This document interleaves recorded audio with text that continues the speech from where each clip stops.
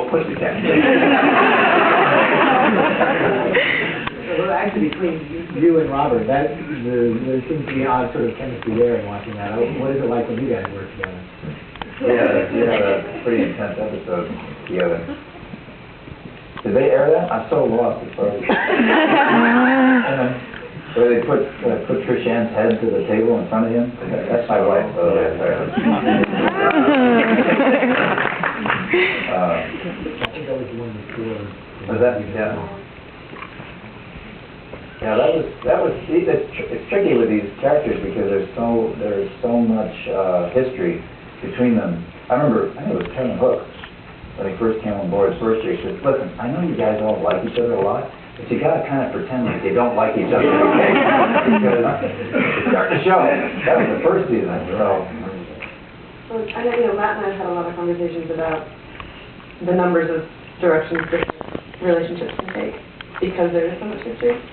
And, we'll be on the phone, I was like, oh, but there's this cool moment where, it's Fickner's character, whose name I can't remember. You can give me a day off. It's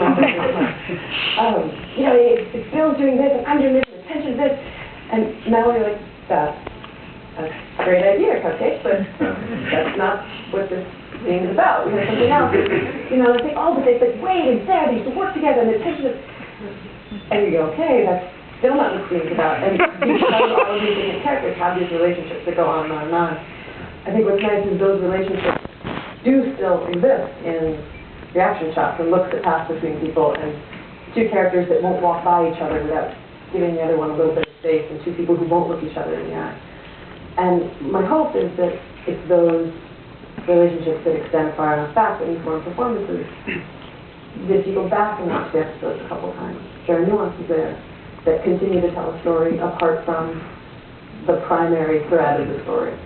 Because I'm always trying to subvert whatever it is that Matt gives me. But in all honesty, for everyone it doesn't work, I would say for the most part, in terms of suggestions from the actors, it's like 9 out of 10 are really good ideas. Like even in the van mentioning the fact that holding that gun in your hand, that your character would have a certain reaction to that, and you caught that account.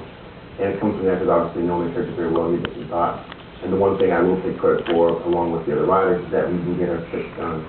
And so there's a published script in the first day of prep, allowing the actors to read it, digest it, have some ideas, and the time to come to me and the other writers with suggestions, which I think is a real, it's not a luxury, it should happen all the time, but I think it's necessarily involved. So they're not getting stuff back to their house,